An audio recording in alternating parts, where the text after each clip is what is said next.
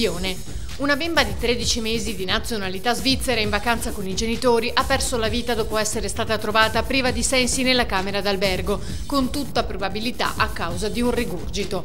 Quando i genitori si sono accorti che non respirava, hanno chiamato i soccorsi. Giunti sul posto si sono accorti della gravità della situazione. La piccola era già in arresto cardiaco.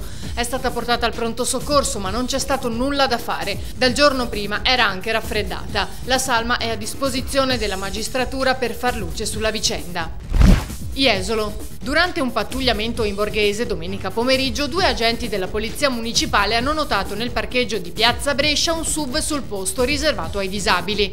Hanno visto un uomo e una donna scendere dall'auto senza apparenti problemi fisici e, insospettiti, dopo essersi qualificati, i vigili hanno chiesto di visionare nel dettaglio il contrassegno per disabili, scoprendo che era intestato al papà dell'uomo fermato, un 48enne residente a Maserata sul Piave. Dopo ulteriori accertamenti è emerso che il titolare del permesso era deceduto 2 anni fa. Il conducente è stato dunque sanzionato per uso improprio del contrassegno e per sosta sul relativo spazio per un totale di 170 euro e decurtazione di 4 punti della patente.